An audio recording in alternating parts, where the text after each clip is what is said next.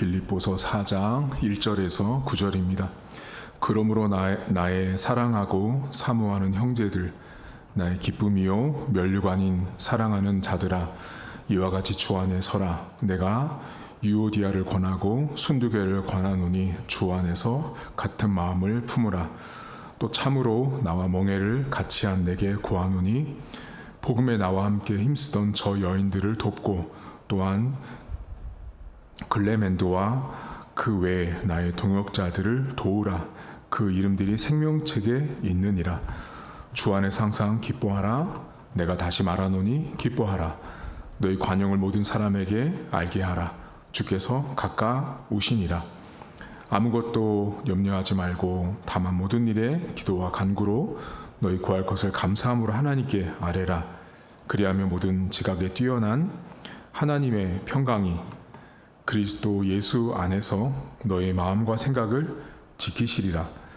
끝으로 형제들아, 무엇에든지 참되며 무엇에든지 경건하며 무엇에든지 옳으며 무엇에든지 정결하며 무엇에든지 사랑받을 만하며 무엇에든지 칭찬받을 만하며 무슨 덕이 있든지 무슨 기림이 있든지 이것들을 생각하라.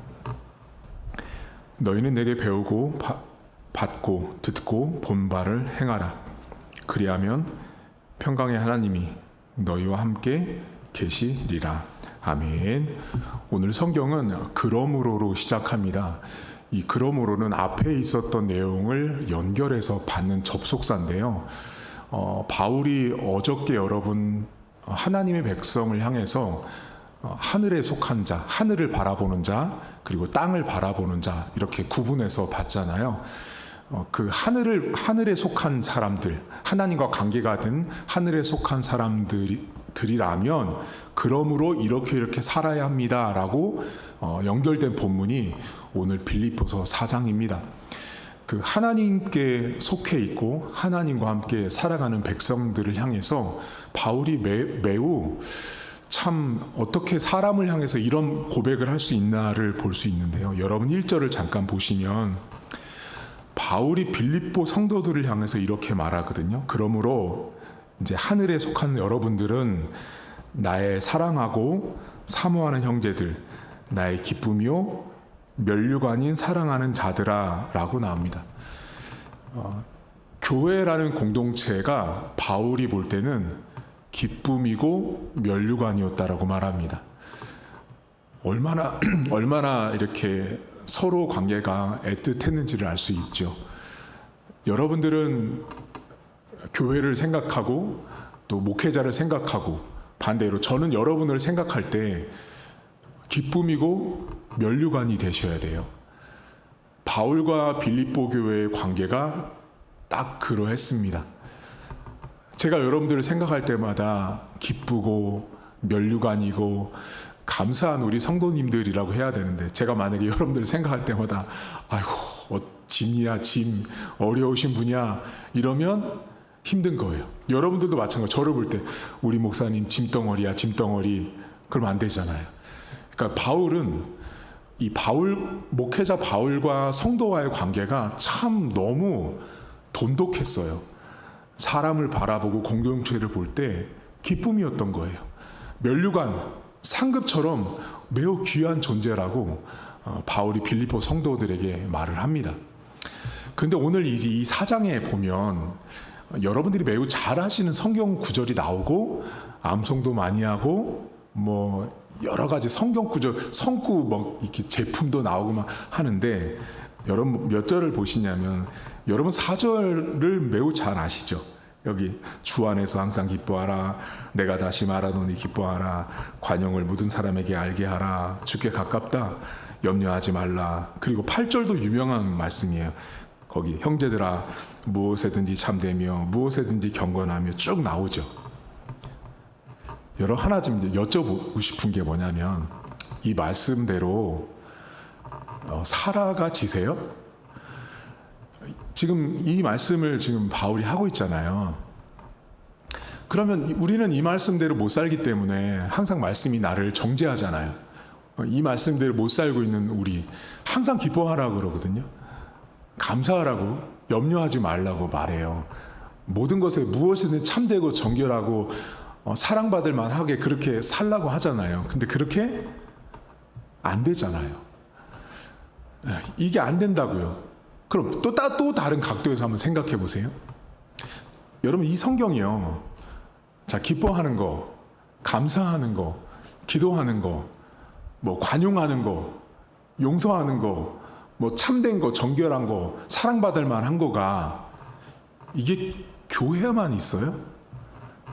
여러분, 이 질문을 잘 가슴에 담으셔야 돼요. 제가 드린 질문이, 지금 말씀드린 이게 교회에만 있냐고요. 기뻐하는 일, 관용하는 일, 사랑하는 일, 참된 일, 정결한 일, 이게 교회에만 있어요? 아니거든요. 절에 가서 스님들도 그렇게 말해요. 여러분, 사랑하라고요, 기뻐하라고 말해요. 당신의 삶을. 이단들도 다 그렇게 말하잖아요. 심지어 종교가 없는 사람들도 기뻐하고 관용하잖아요. 여러분, 오히려 관용과 용납으로 치면 교회 다니는 우리보다, 종교가 있는 사람보다 종교가 없는 사람들이 더 관용을 잘하고 더 도덕적이고 더 윤리적인 사람들도 훨씬 더 많잖아요. 여러분, 뭐 몇천 년 전으로 올라가면, 만약에 중국으로 돌아간다면 공자 맹자 같은 사람들 한번 보세요. 여러분, 그 공자 맹자가 쓴 글들을 보면, 이 사람들은 관용하지 못할 사람이 없는 거죠. 용납하지 못하고 다 사랑할 것 같은 공자 맹자를 보면 마치 예수님 같이 안 보이세요? 그들이 쓴 책을 한번 읽어보세요. 공자 맹자처럼 대단한 사람들이잖아요. 그들도 다 오늘 바울이 말한 이야기를 해요. 여러분, 자, 이 말이 성경에만 있는 게 아니라 세상 사람들도요, 이렇게 살아요. 다 이렇게 살진 않지만 이 개념, 여기 나온 단어들, 이 개념어들을 세상에 있는 사람들도 다 안다고요. 그러면 무슨 차이가 있는 거예요? 지금 바울이 지금 빌립보 교회한테 말했으니까, 우리는 보통, 여러분들은 어떻게 이 설교를 알아요? 여러분, 기뻐하랍니다. 하나님께서 관용하랍니다. 그저 절에서도 논의되거든요. 세상에 있는 강연장에서도, 문화센터에서도 이렇게 다 강의돼요. 상담학, 심리학 이런 데 가도 다 말해지는 이야기들이란 말이에요. 이 말들이요, 성경에만 있는 말이 아니라고요. 그럼 우리 안에 질문이 드는 거죠. 무슨 차이지? 이제 거기서부터 성경을 다시 봐야 되는 거예요.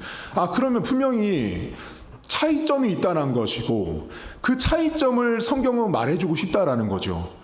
세상에서도 말하는 것을 성경에서도 굳이 말할 필요가 없는 거잖아요. 여러분, 그러니까 성경은 세상에 대한 이야기, 인간들이 누구나 알고 있는 이야기가 아니라, 이 성경 자체가 누구 이야기예요? 하나님에 관한 이야기, 복음에 관한 이야기를 하고 있는 거잖아요. 이 성경에 여러분들이 항상 기뻐하십시오, 범사에 감사하시고 주 안에서 염려하지 말고 기도하고 무엇에든지 참되고 무엇에든, 이 구절을 너무 많이 알다 보니 여러분이 여기 읽을 때마다 어떤 감정이 드는지 아세요? 이걸 어떻게 살아 내가? 난 이렇게 살아본 적도 없어 등등의 어떤 자괴감, 또 나 스스로의 정죄감들이 들거든요. 또 간혹 이런 경우도 있어요. 가끔 기뻐한 날도 있어요.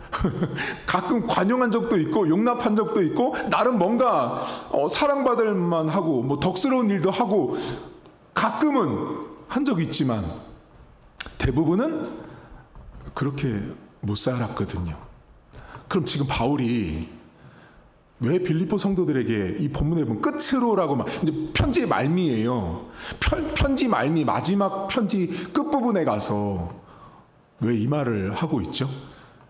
그리고 이 말이 제가 방금 말씀드렸던 불교에도 있고 이슬람에도 있고 다른 이단 종교들에서도 논의되고 있는 이 단어들이 그들과 우리와의 차이점이 뭐냐고요.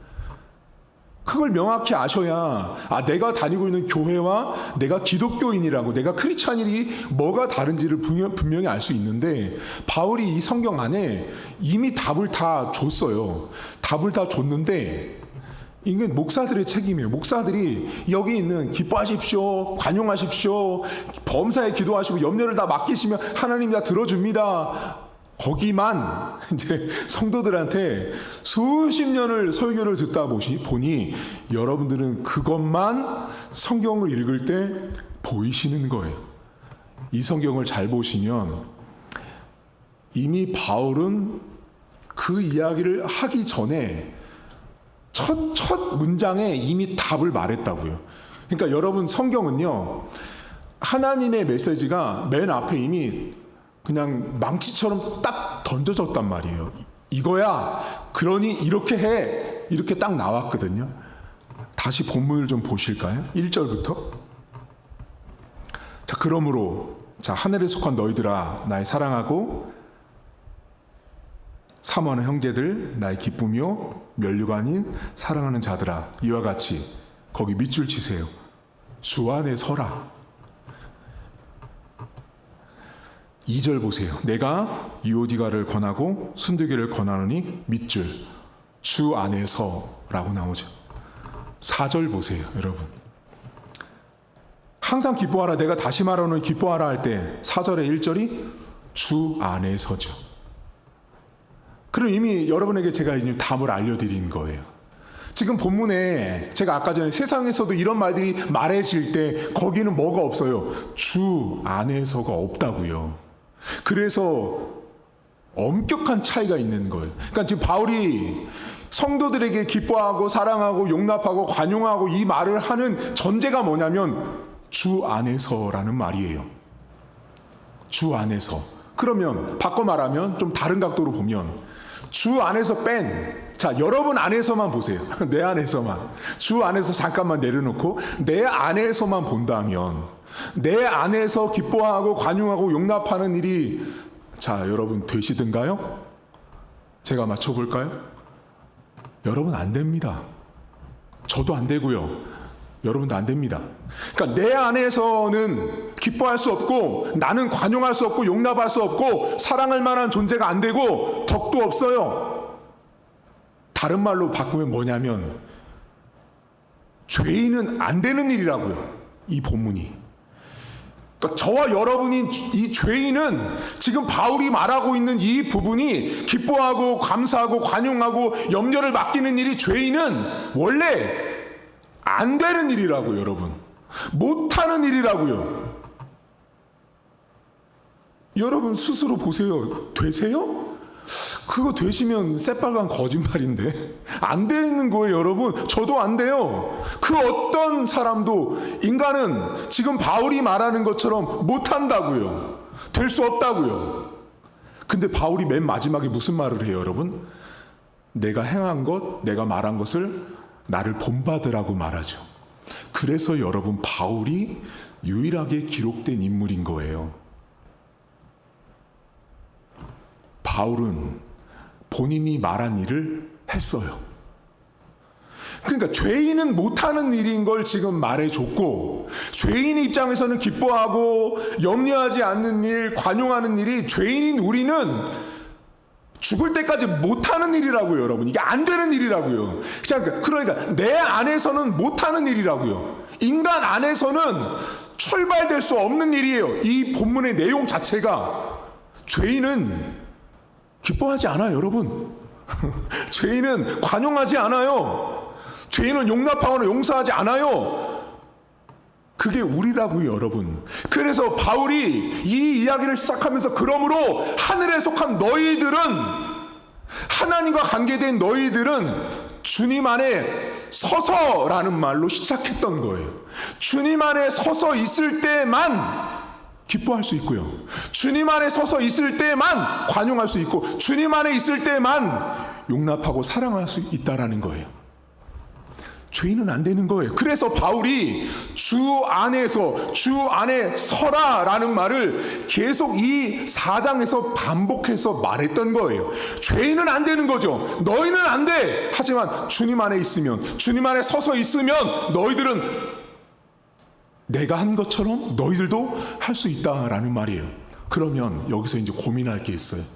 목사님, 주 안에 서다라는 말이 뭘까요?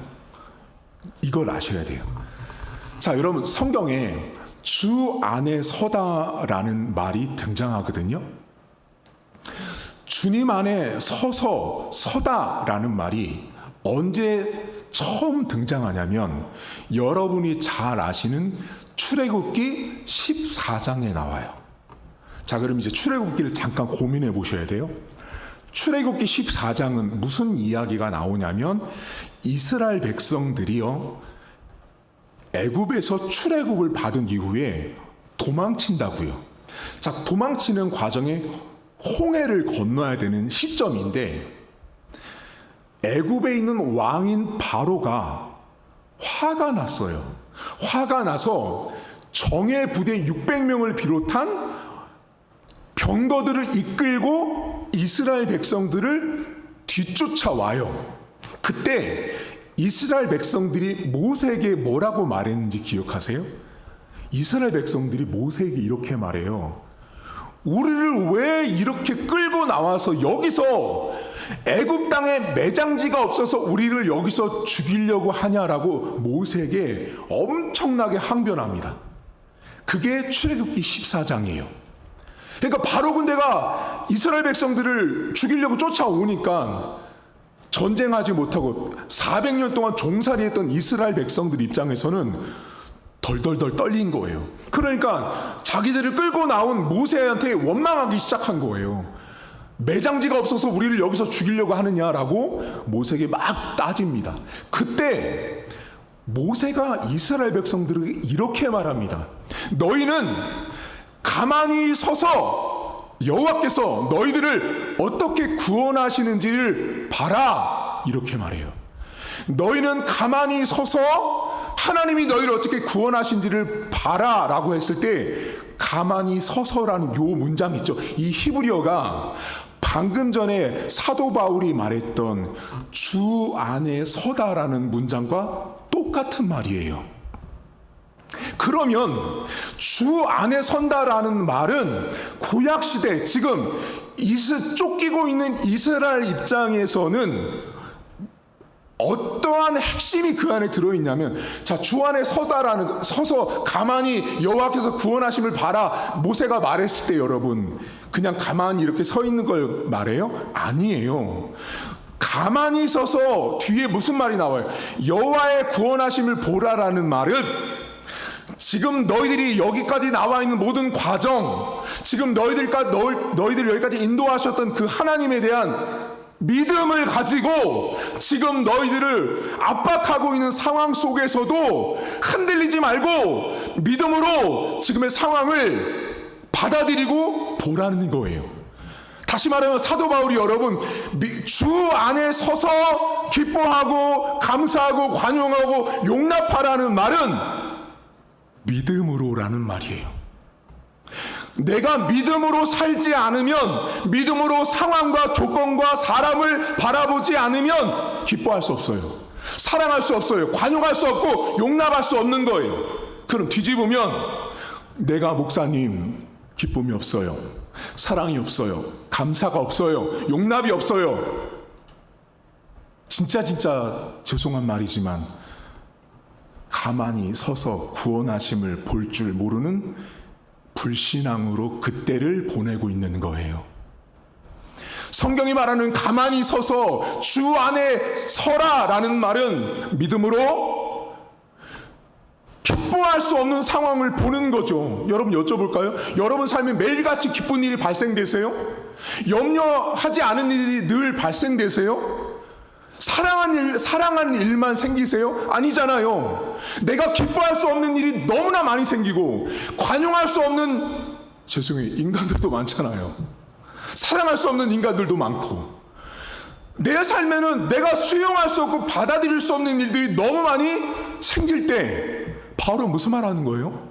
주 안에서 믿음으로 살지 않는 자 절대 기뻐할 수 없다. 감사할 수 없다, 관용할 수 없다, 용납할 수 없다라는 말을 하고 있는 것입니다.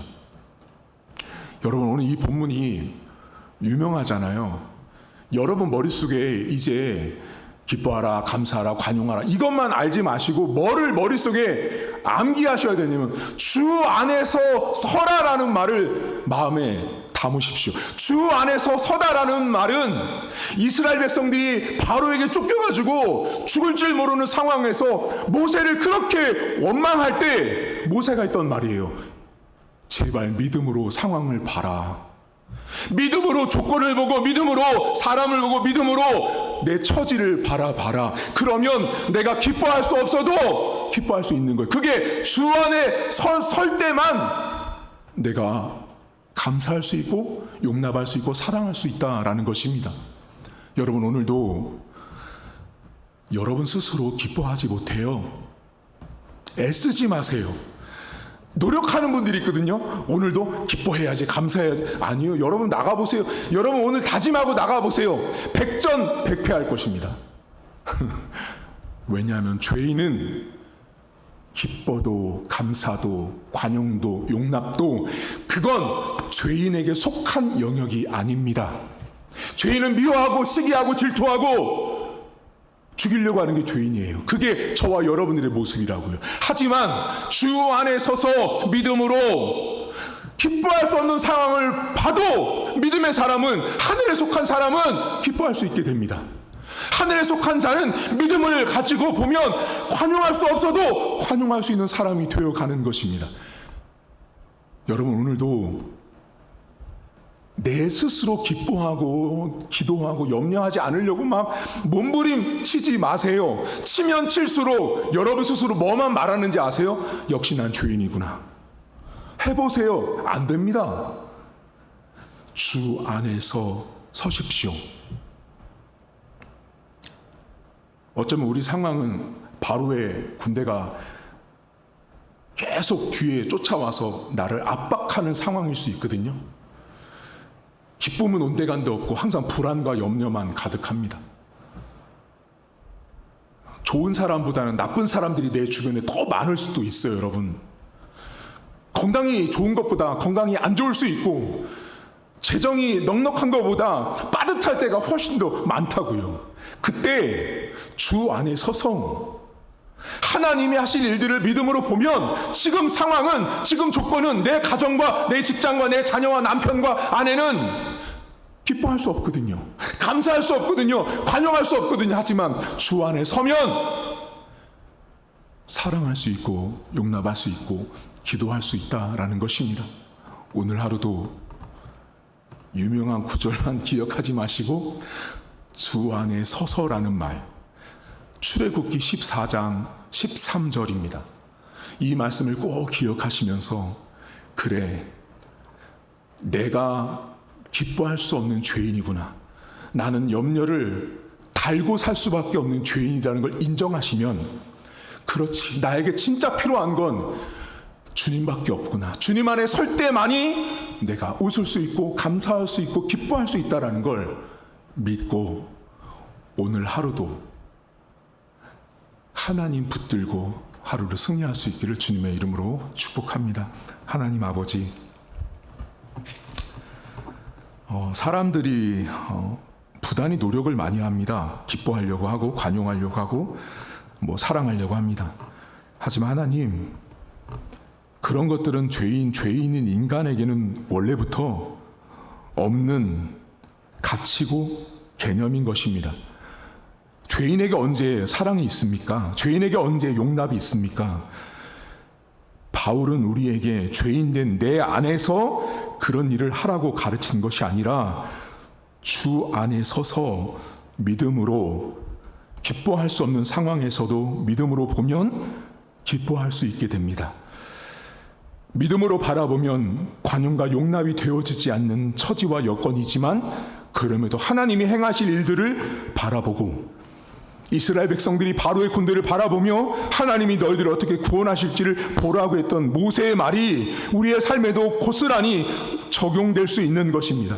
하나님, 오늘도 사랑하는 성도들 믿음으로 주 안에 설 수 있도록 하나님 도와주시옵소서.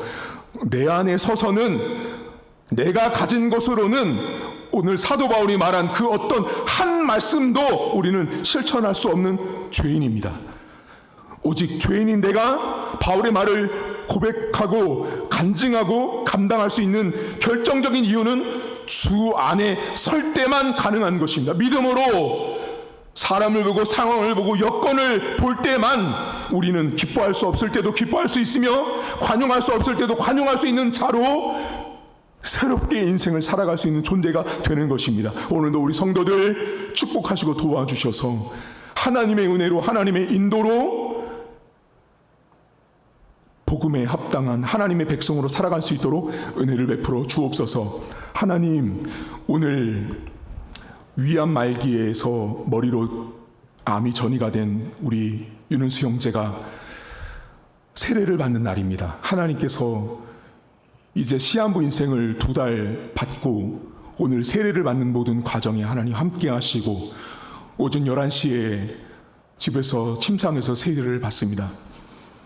온몸에 암이 퍼져 있는 그 연약한 영혼이 하나님 앞에 서고자 스스로 간절히 복음을 외쳤고 또 스스로 세례를 원하는 그 영혼을 축복해 주시고 오늘 모든 세례 가운데 축복하셔서 살아계신 하나님의 은혜가 세례식 가운데 나타날 수 있도록 은혜를 베풀어 주시옵소서. 감사드리며 예수님의 이름으로 기도하옵나이다. 아멘. 하늘에 계신 우리 아버지의 이름을 거룩하게 하시며 아버지의 나라가 오게 하시며 아버지의 뜻이 하늘에서와 같이 땅에서도 이루어지게 하소서.